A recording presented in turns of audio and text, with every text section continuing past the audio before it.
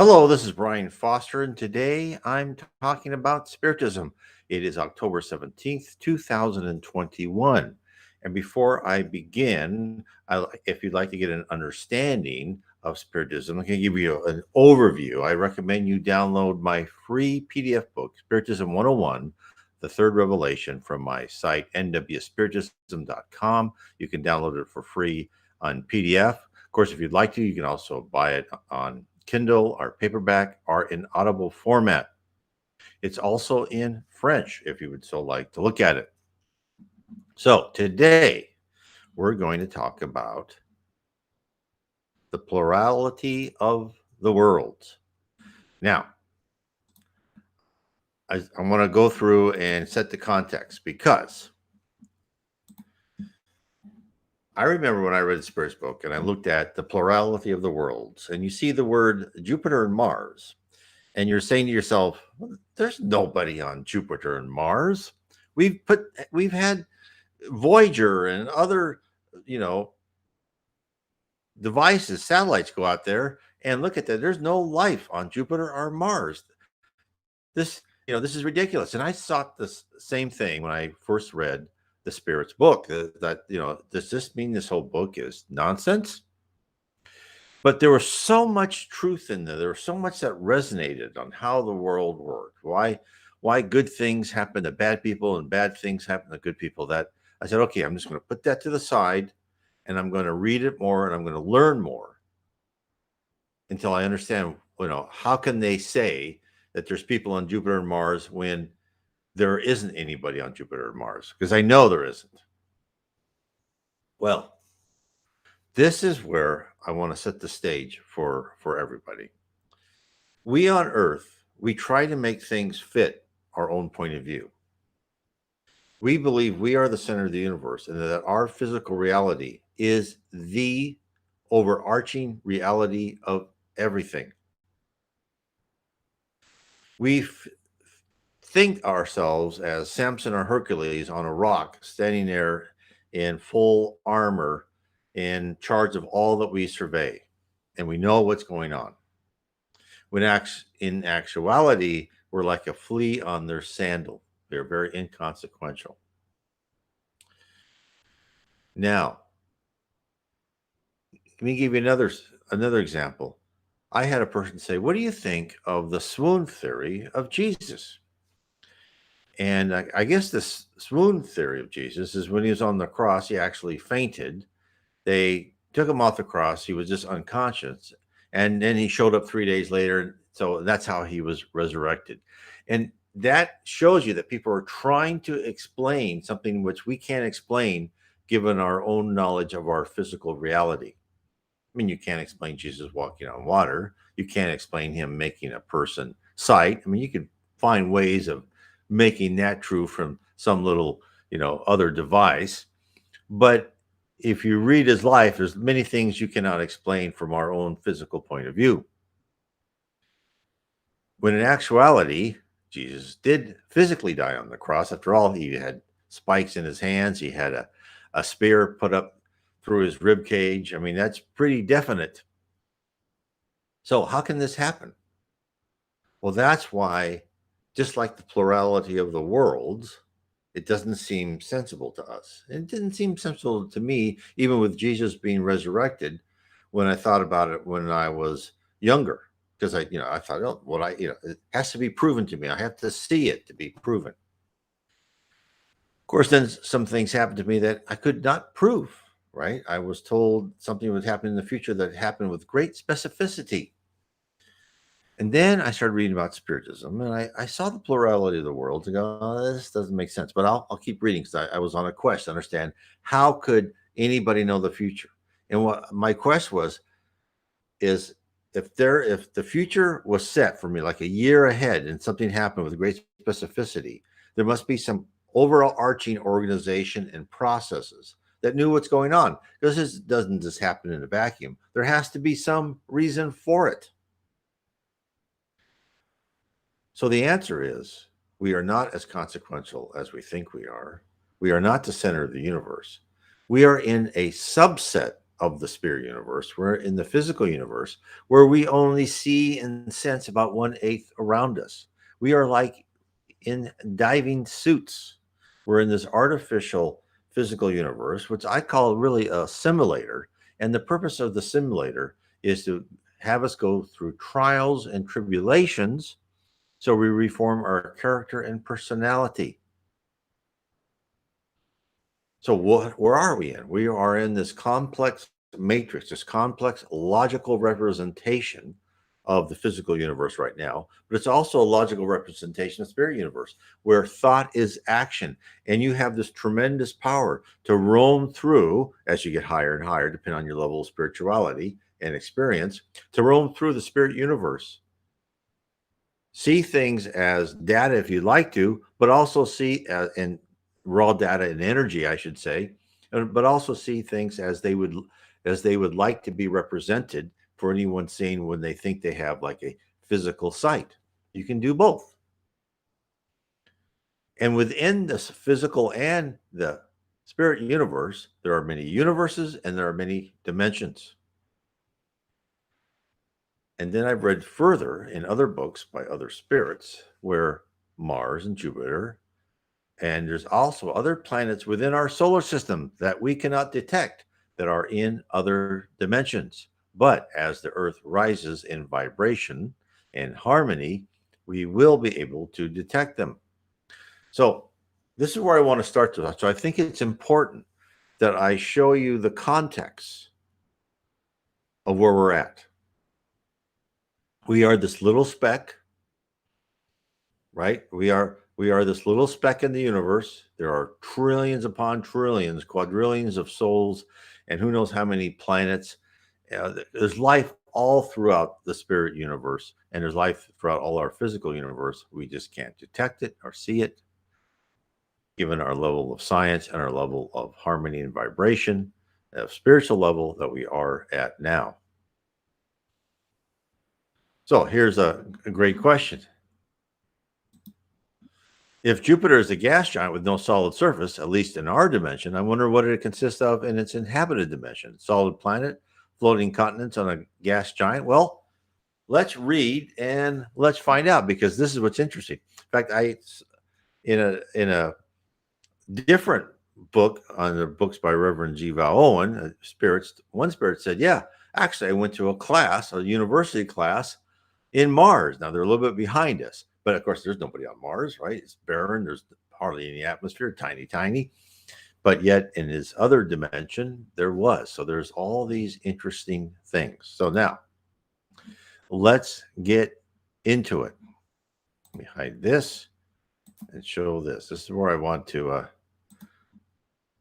to preface this whole talk, because I know when people would say plurality of the worlds, it's impossible. Well, yes, in our own point of view, it is. But when you change your point of view and you understand what place we are within the universe, becomes logical. Okay, this was from March 1858, The Plurality of Worlds.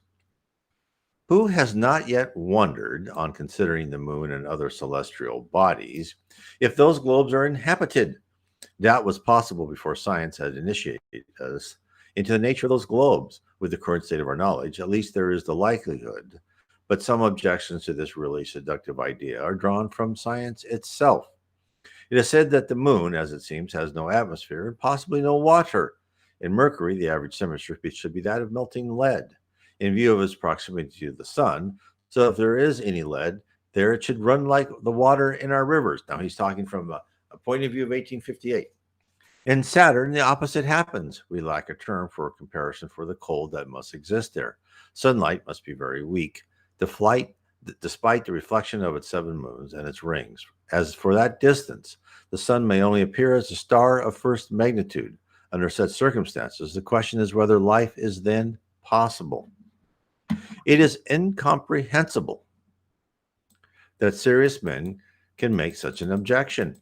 If the atmosphere of the moon was not perceived, it is reasonable to infer that it does not exist. Couldn't it be that it is comprised of unknown elements or of such low density that do not produce appreciable refraction? We say the same about water and liquid that may exist there. As respect to living beings, wouldn't that be a denial of divine power to judge impossible, ignored as an organization different from what we know? When before our eyes, the providence of nature extends such an admirable solicitude up to the smallest insect and provides all beings with appropriate organs for the ambient where they live, be it in water, air, land, or submerged in the darkness or exposed to sunlight. Had we never seen a fish, we could not have conceived beings living in water. We would have no idea of their structure. Until recently, who would have believed that an animal could live indefinitely inside a stone? But not mentioning these extremes, could the beings that live under the fire of our torrid zone exist in the polar caps? Yet in the ice zones, there are beings organized to live in such a condition that could not withstand the searching heat of a vertical sun. And even today, we found that there's organisms that live in hot springs, very, very hot springs. I mean, life is all around. Now, but he's, again, he's trying to talk about the physical world as in this dimension. And given his knowledge, I understand his argument. Why then cannot one admit that certain beings can be built in order to live on other globes in a medium completely different from ours? Certainly, without a deep knowledge of the physical constitution of the moon, we know enough to ensure that we could not live there, given the way we are made. We cannot live in the company of fish in the middle of the ocean. For the same reason, the inhabitants of the moon, if they could one day come to Earth, once they have been organized to live without air or a very singular air, perhaps completely different than ours, they would be asphyxiated in our thick atmosphere like us in water. So I'm going to go on here because I think this is not that pertinent.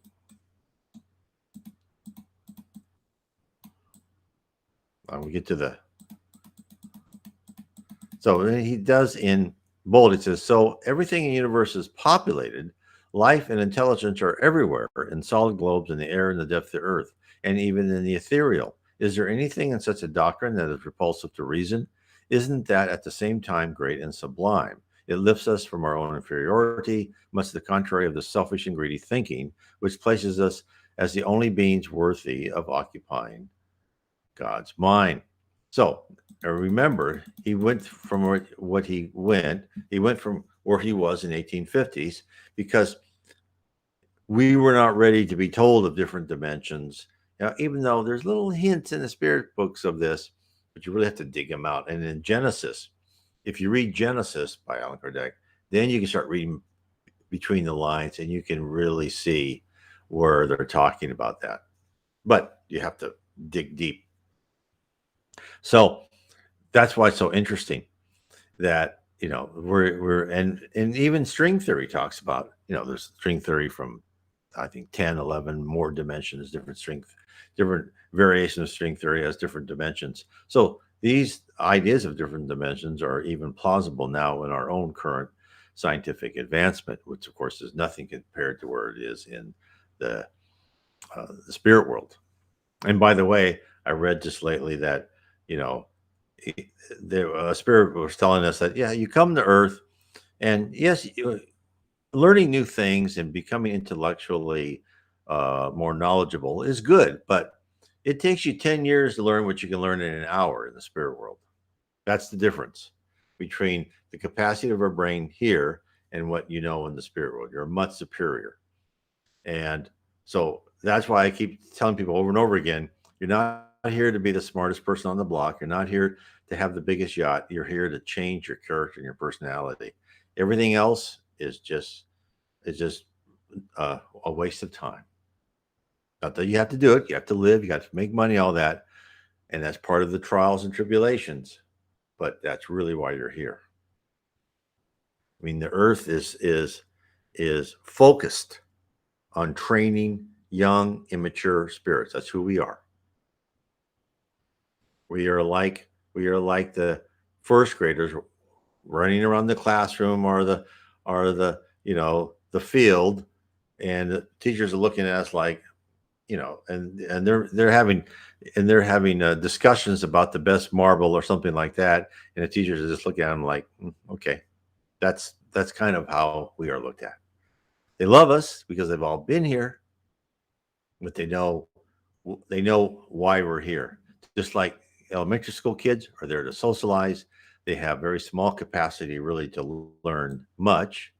They're just beginning to learn how to learn, and we are almost the same way. We're here to socialize and to improve ourselves. Okay, now let's get into Jupiter and a few other worlds. Let's see what he says about Jupiter.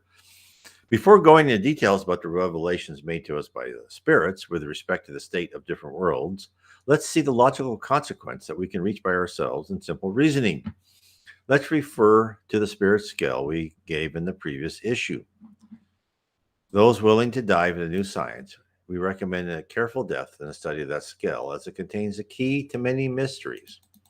The spiritual world is composed of souls of all humans on this earth and other spheres.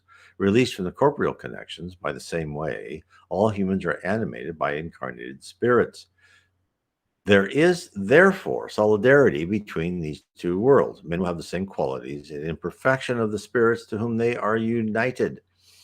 The spirits will be more or less good or bad, depending on the progress they have made during their corporeal existence. These few words summarize the whole spirit's doctrine.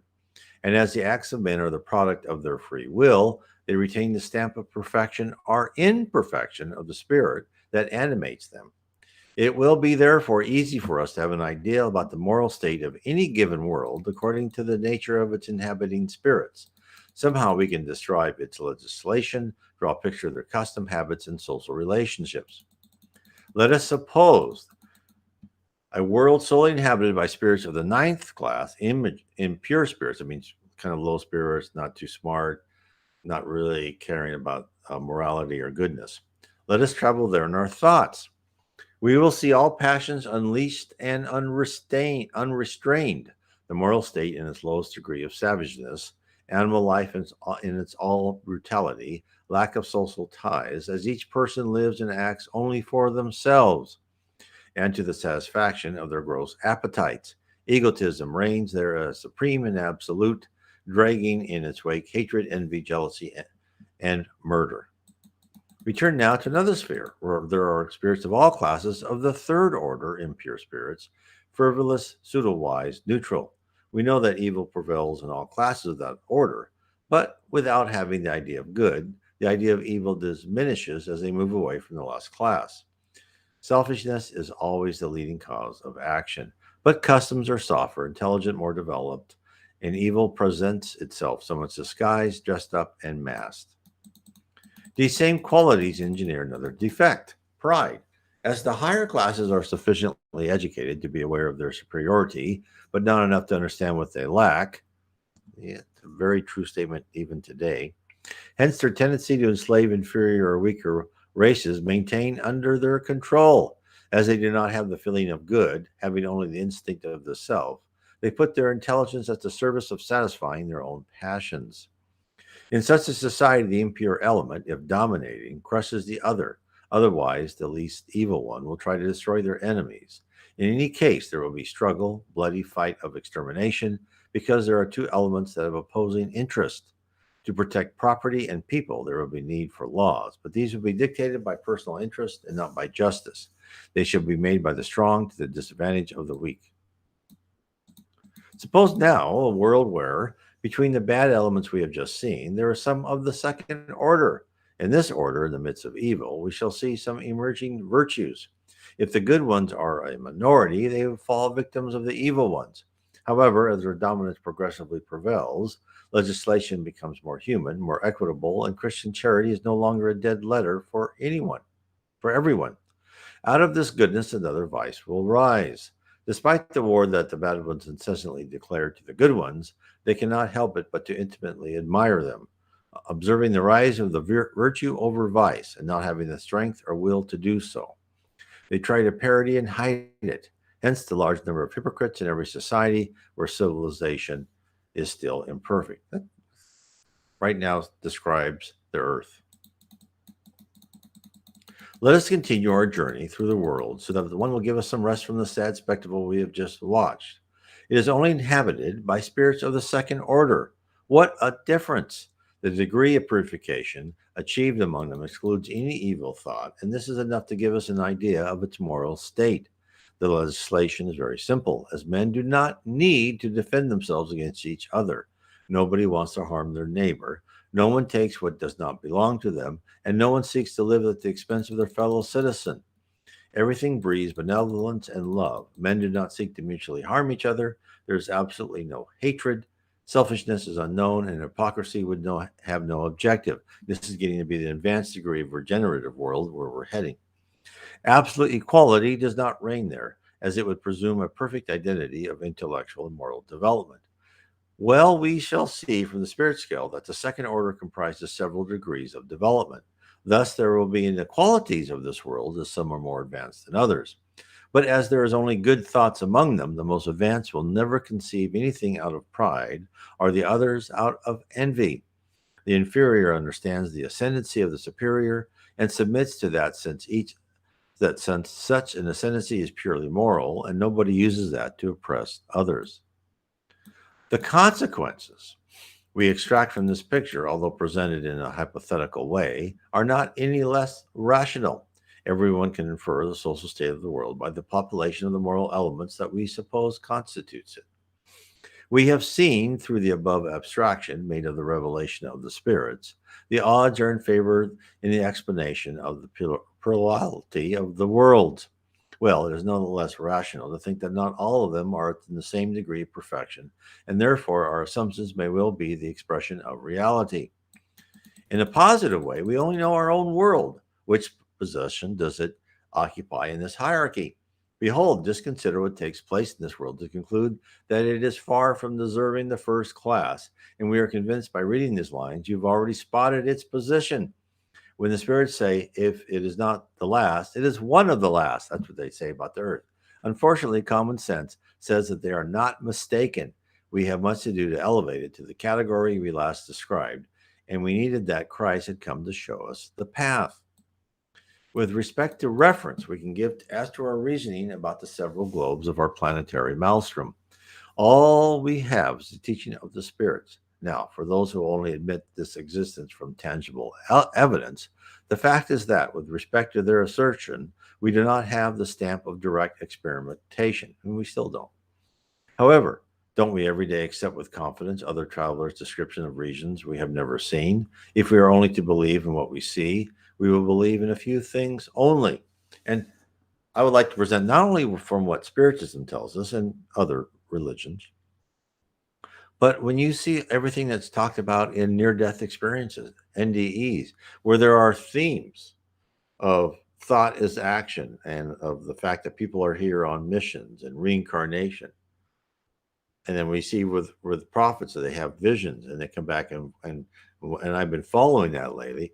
And a lot of what they say, they have little details that go, they've probably been there. I'll carry on. For us who have witnessed such communication hundreds of times, who appreciated them in the minimum details, who probed their weak and strong points, who observed the similarities and contradictions, we find in them all the characters of the likelihood. However, we offer them as nothing more than information and teachings to which everyone is free to attribute the importance that best suits their opinion. According to the spirits, Mars, this is also not just from Allan Kardec, this is also from Spirits Who Talk to the Reverend G. Vaughan, Mars would even be less advanced than Earth. Spirits incarnated there seem to belong almost exclusively to the ninth class of impure spirits, so that the first picture given above would be a description of that world. And now what I've read is they weren't not that bad. They're behind Earth, but they're not as primitive as what Allan Kardec says. Several other smaller globes are, with some nuances, in the same category. Earth would come next, because you start with a primitive planet, and you go with the planet of atonement, and after us is the planet of regeneration, where we're trying to get to next. The majority of its inhabitants belong undeniably to all classes of the third order and an insignificant proportion to the last classes of the second order. The superior spirits from the second and third classes here sometimes execute missions of civilization and progress, but these are exceptions. Mercury and Saturn come after Earth. The numerical superiority of the good spirits give them predominance over the inferior spirits, resulting in a more perfect social order, less selfishness, and therefore happier living conditions. The Moon and Venus are more or less at the same level in all aspects, more advanced than Mercury and Saturn. Now, what Chico Xavier said of the moon, that it is not really has a civilization. It's just a place to keep spirits on. Uranus and Neptune would even be above the latter ones. It is supposed that the moral elements of these two planets are formed by the first class of the third order, and the great majority by spirits of the second order. Men are infinitely happier there than on earth, since they do not have to sustain the same struggles nor suffer the same tribulations, as they are not exposed to the same physical and moral vicissitudes either. Now let's get to Jupiter. Of all planets, the most advanced by all means is Jupiter. It is the exclusive realm of goodness and justice, since it has only good spirits. One can have an idea of the happy state of its inhabitants by the description we gave of a world inhabited by spirits of the second order.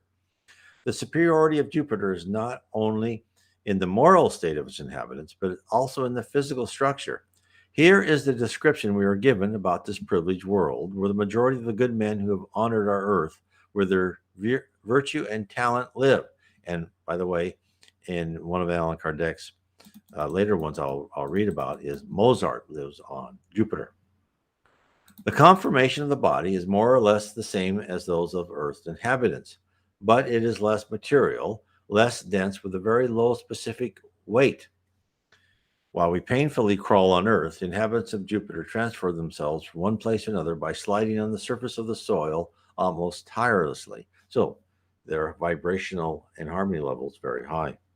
Like the bird in the air or the fish in the water, as the matter that forms the body is more refined, it dissipates after death without being subjected to putrid decomposition.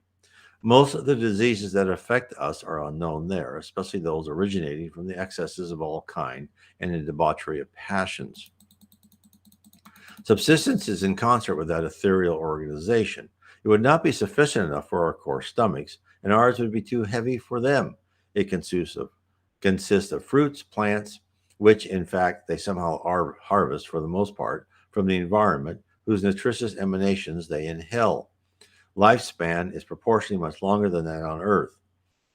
The average is equivalent to about 5 of our centuries. The development is also very fast, and childhood lasts only a few of our months. So you don't go through all that years of childhood and adolescence. You right away you get to that adulthood, and then what you do is you don't start decaying a bit like we do. Is you like within the last year or so, then you start to decay, and then you're ready to go back to the spirit world. Under this light covering, the spirits easily unleash and communicate with each other only through their thoughts, which did not exclude the articulated language. Second sight is a permanent faculty to them. The normal state can be compared to our lucid somnambulists. That is why they manifest to us more easily than those incarnated in grosser, more material worlds.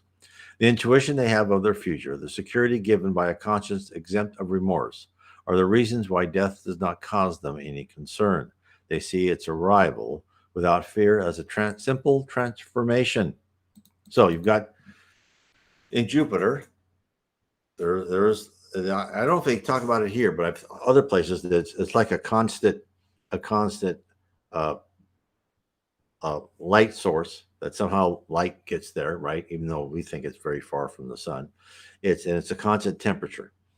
So you don't have the weather coming through and all that stuff. It's kind of like this enclosed globe where you have you've got a very comfortable temperature and a comfortable amount of light. That's what I've read from other spirits. Now, this is interesting to a lot of people. The animals are not excluded from this progressive state. Although not similar to that of man, even relatively to the physical, their body, more materialized, is attached to the ground, like ours on Earth. Their intelligence is more developed than that of our animals. The structure of their limbs adapts to all requirements of the work. They are responsible for the execution of manual jobs. They are servants and foremen. Men's occupations are purely intellectual. For them, man is a god, but a protective deity who never abuses his power to oppress them. The spirits who inhabit Jupiter, when they want to communicate with us, are usually delighted to describe their planet. When we ask why, they reply they do it in order to inspire the love of good in us, with the hope that we'll get there one day. It was with that purpose that one of them, who lived on Earth with the name of Bernard Palissy, the famous potter of the 16th century, spontaneously tried, without any request, a series of drawings remarkable for its originality as for the talent of execution, intended to let us know in their smallest details this world so strange and so new to us.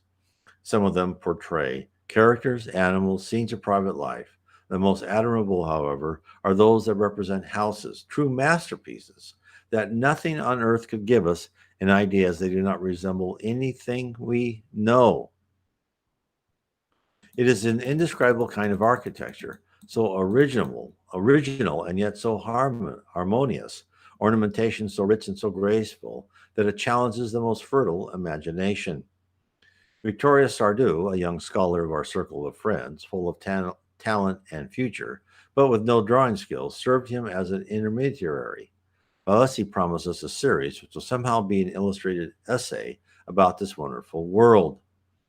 We hope that this original and interesting collection, which we'll talk about in a special article devoted to drawing mediums, can one day be delivered to the public.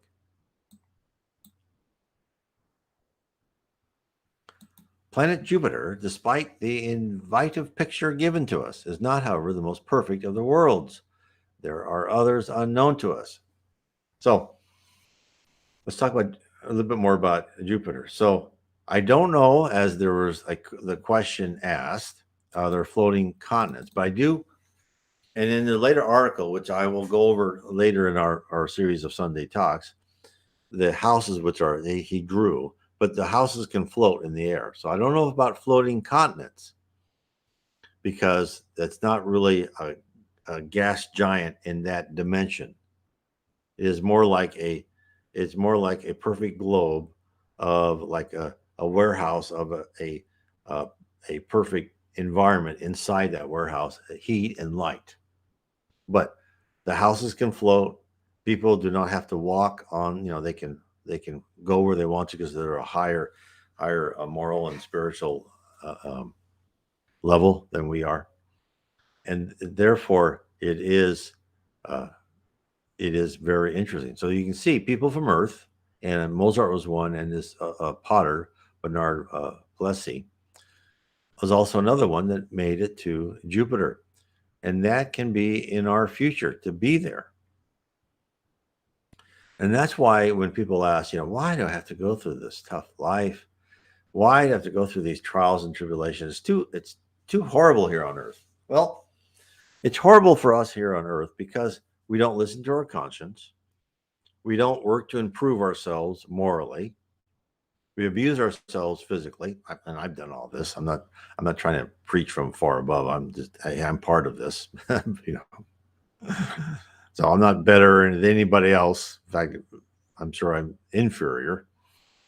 But what we need to do is start putting our attention to making ourselves a better character and personality, to listen to our conscience, to rewire our brain.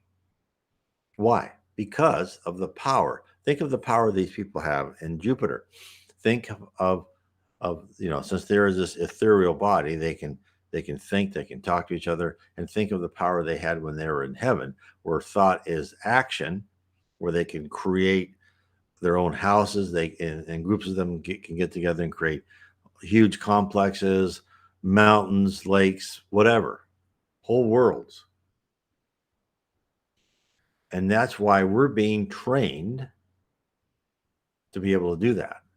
But they're not going to give us that power to perform these, miraculous tasks without us having the discipline, the mental and moral discipline first. That's not going to happen. You're not going to let your 13-year-old boy or girl drive the car. You might let them, be in a parking lot with them, which I've done. But other than that, no. They think they're ready. They're not ready. We think we're ready. We think we're superior. No. This is where it's so important for us to realize who we are, where we are, and where we need to be going. Because once you realize that, and you realize why we're on this earth, it actually becomes quite amusing and entertaining. And if you look around and you see what other people are doing, you just have to laugh. It's just like, if all of a sudden as an adult you were put back in sixth grade and you would think, oh my heavens, did I act like that? The answer is yes, you did. Was I that? Was I like that? And the answer is yes. And you just have to say, okay, I understand the world as it is. I understand my place. I understand that I'm in this world for a specific reason to make important changes to my character and personality, and I will work to make those changes. There's nothing more important than that. Now, I know you still have to go to work, put food on the table, drive to work, have the car, have the insurance, pay the mortgage, all that. So there's always going to be a part of you, and that's another part of your training, is work is always with us. When you go to heaven, there's no vacation. I mean, you get resting times, stuff like that, but no, there's work is always, work and intellectual curiosity are your two best friends, right? Because they're always going to be going there. So let me carry on. Planet Jupiter, despite the invitive picture given to us, is not, however, the most perfect of the worlds. Okay. I think I read that part. We have been asked many times if we think that man's condition here would be an absolute obstacle for him to pass without an intermediary from Earth to Jupiter. To all questions regarding the Spiritist doctrine, we have never answered with our own ideas, against which we are always on guard. We simply pass the teachings given to us, which we do not accept lightheartedly and with a thoughtless enthusiasm. We clearly answer the above question, as this is the formal sense of our instructions and the result of our own observations.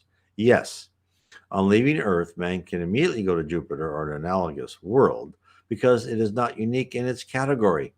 Can there be certainty about this? No. However, he can go as there are on Earth, though in a very small number, very good spirits and quite dematerialized, not to feel awkward in a world where evil has no access. However, he cannot be sure about this, as he can be deceived regarding his personal merit. And however, he may have another mission to accomplish elsewhere. Those who expect this favor are certainly neither the selfish nor the ambitious, nor the greedy nor the ungrateful, nor the envious nor the proud, nor the futile nor the hypocrites, nor the sensual, nor any of those dominated by their attachments to earthly things.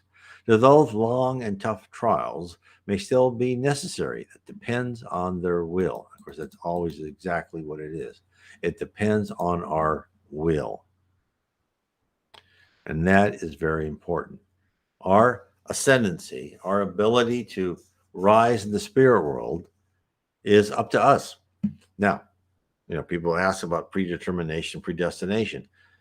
Our trials and tribulation are predetermined, but our attitude and a certain level of choices within those trials and tribulations are still up to our free will. Now, for those people on Jupiter, they have a lot more free will. They kind of go and they research and they communicate with the spirit world and they decide where they want to do, and they are active.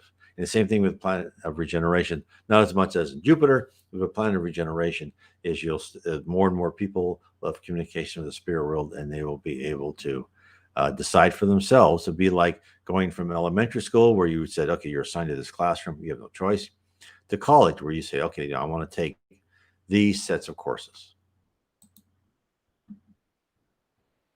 So I believe that once you understand who we are, where we want to be going, this will give you an immense step up on your own thoughts. And if you want to know more about the processes and organization, how to ascend, and what you are as a spirit, I'd recommend my book, The Spirit Realm, Spiritism Has Revealed the Reality of Our Existence.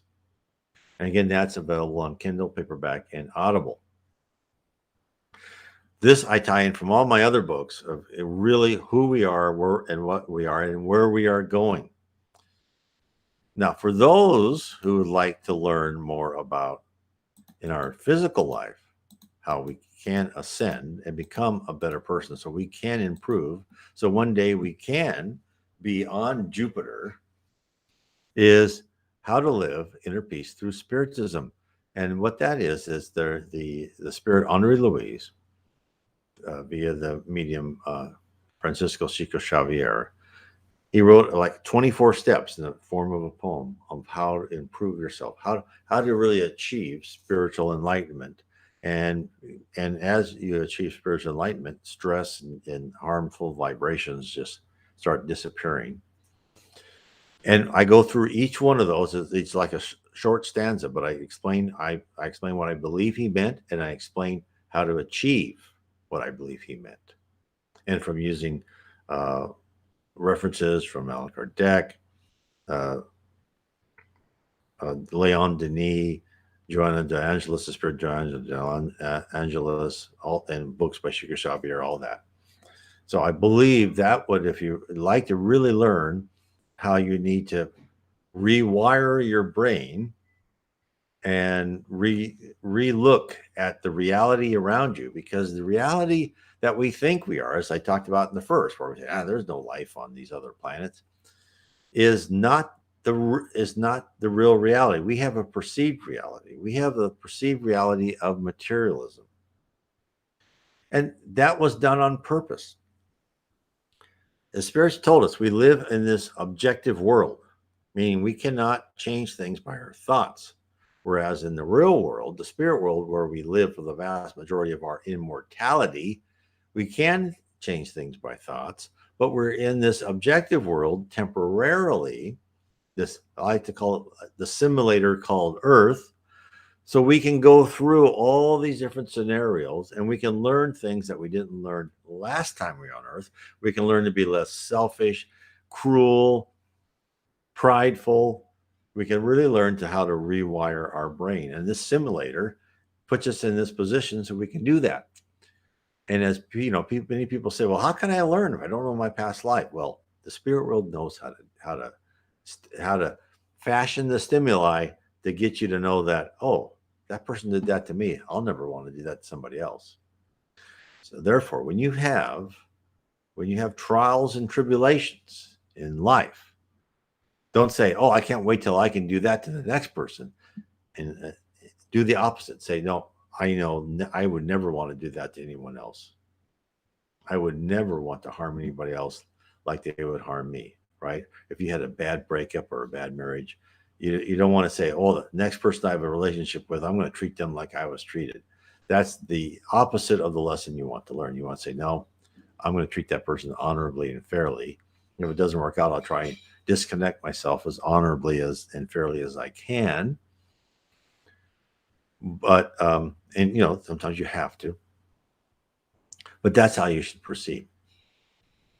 So I hope this helps people, and I hope this shows that the wonderful world that we live in. I mean, it is amazing. We see so little. As I said before, we see 1/8 of the world. We understand, and we think we have science that is superior to whatever has been on Earth before. Not necessarily true, probably partially true, since the other civilizations were stopped probably before our level, Atlantis and Lemuria, to name two. There are others, but they haven't given us names that I've seen. But this is all part of taking the collective humanity and saying, okay, you can advance technology, right? Technologically, but you got to advance morally too. It has to be balanced. We're not gonna let you have this superpower and this technology to kill yourselves if you don't have the morality. And in fact, one of Chico's prophecies was that when men went to the moon in 1969, the spirit said, okay, you have 50 years. If you don't have nuclear war, we're going to put you to start going at the next level. And that ended at July of 2019. If we had had nuclear war in that space of 50 years, great cataclysms would have happened to the Earth. And most of North America and the northern continents of Europe and Russia would have been devastated. And the Earth would have been brought back quite a considerable level. because, again, we would have demonstrated our inability to control our technology with our own unselfishness and pride, right? So that's the kind of world we live in. I know it's not the egocentric world that we all think we live in, where we are the center of the universe. And that's actually good, because that means there's something vastly superior out there. And that means that we can all work, no matter how humble we think we are. And remember, as Jesus said, if you want to get to that narrow door of heaven, you need to be humble like a child. And I know people have interpreted that that saying by, you need to open your mind, you need to accept things. And that part's true. I totally agree with that. But Christ was also pointing out that, yeah, you should be humble as a child, because you really should be humble as a child, because you're not as advanced as you think you are. You are like this little child spiritually and morally. So don't think that you're the center of the universe, and don't think you're hot stuff, because of how superior you think you are in relative to other people on earth. That's like you think you're the fastest and best fourth grader, on the playground. It means very little. It might mean a lot to you, but it means very little overall. So it's exciting. That's why don't envy other people who have great wealth and great power. That's a tough job they have, because they have very little time to concentrate on their own spirituality and their own improvement. They're usually concentrating on retaining power and actually gaining more wealth. It's actually, those are very hard trials they have. So pray for them. But as you yourself are going through life, try and carve out time for your own improvement. So I want to say thanks for everyone being with me today. And then tomorrow on Mondays, we have our Spiritism Q&A. So I'd like to end this with a quick prayer, because we've gone over a lot.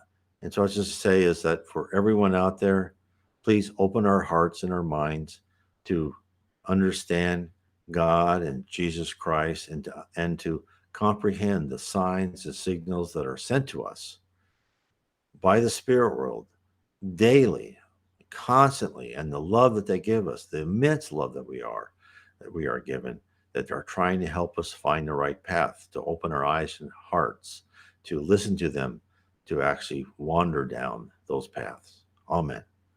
God bless everyone. God bless.